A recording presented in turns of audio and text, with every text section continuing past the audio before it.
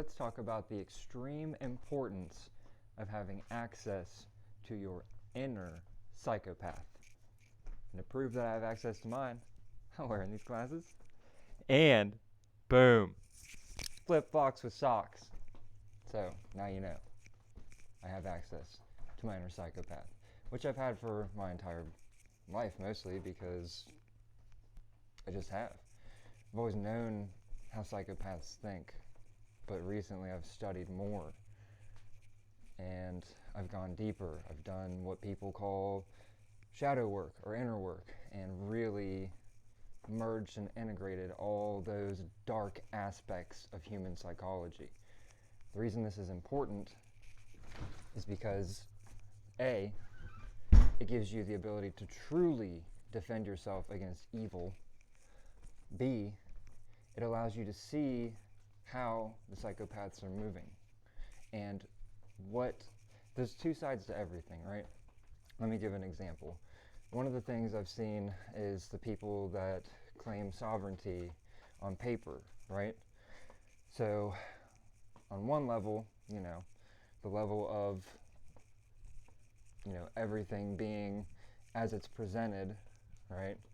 The people that do that they get their plates on their car that says private citizen, all that kind of stuff, where they exempt themselves from being a tax slave, essentially, or a corporate slave. They take control of their straw man, all that.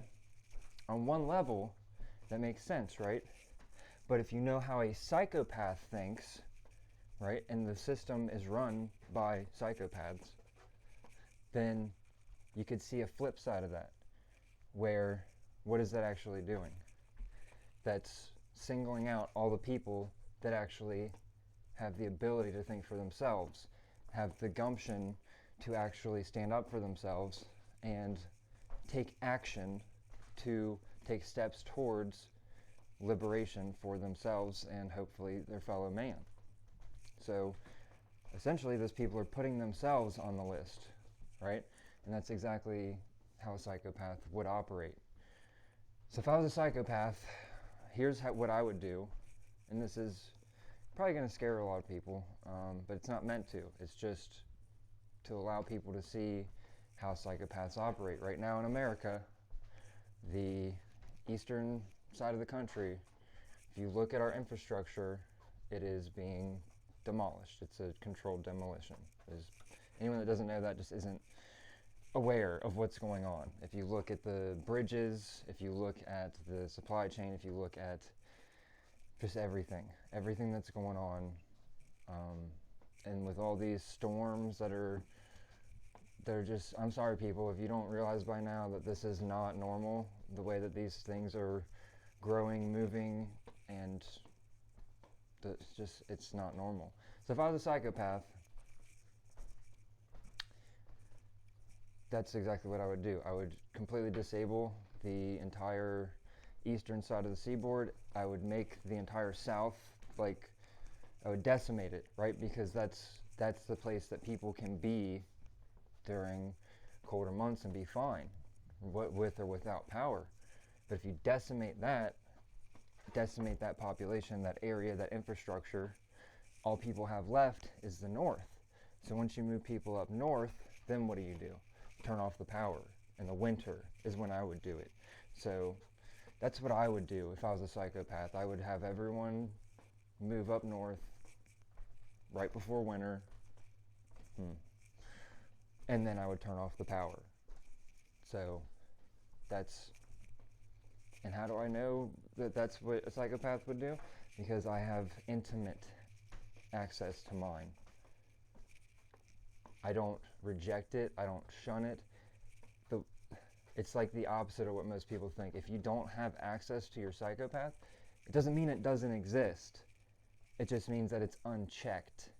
That's when people do evil and heinous things, is when they are not intimately familiar with that part of the human psychology that is capable of great evil. Because we all have that. And it's an important part of us when it comes to self-defense, when it comes to truly having compassion for other living beings. Because to have true compassion for a living being, if a living being is innocent and helpless,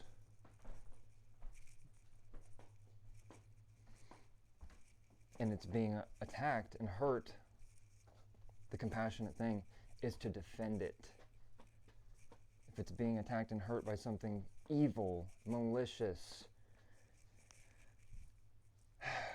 the righteous thing is to put a stop to it, put an end to it. That's the good thing to do, right? That's essentially what I would call the difference between being innocent and being avoidant. Because you're not really innocent if you're just avoiding the parts of yourself that you don't want to look at, the parts of humanity that we don't want to acknowledge because they're uncomfortable or they're scary. That's facing the darkest aspects of yourself doesn't make you a psychopath. It's the avoiding it that turns people into sociopathic monsters.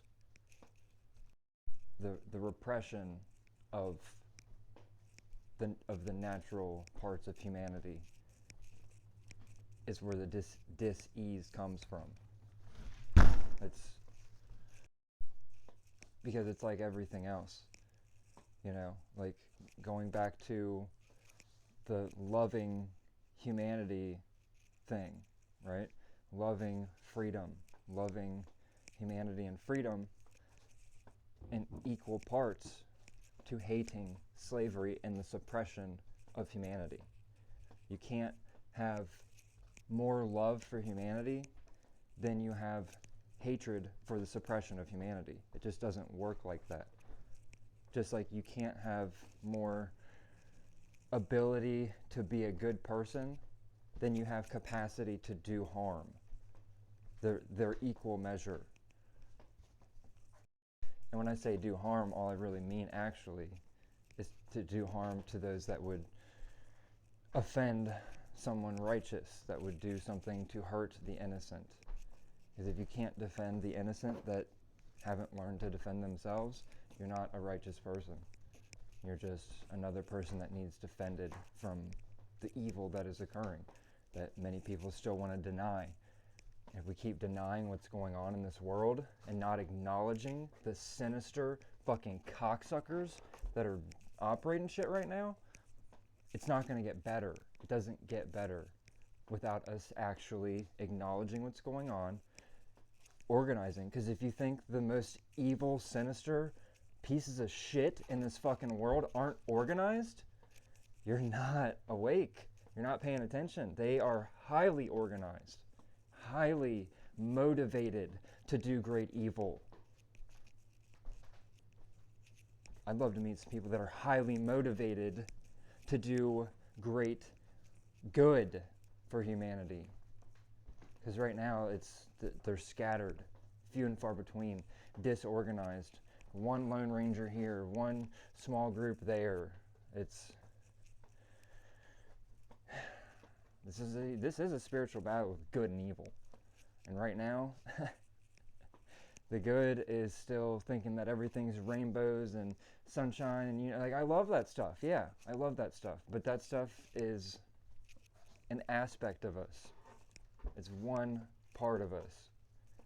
We can't keep shunning the other part of us, the part of us that feels righteous indignation at the wrongdoings towards the innocent in this world. That's the part of it. I've been playing a game. I haven't played since 5 years. I started playing it the other night. I was like, I don't know why, I just feel drawn to play this game. It was Doom Eternal. And the whole game, man, I'm thinking about doing a whole series on it. Just the amount of truth that's in that game, because it's about this guy who just goes around and, well, it doesn't matter. If you look into the story, it's all about Satanism. It's all about demonic takeover of Earth.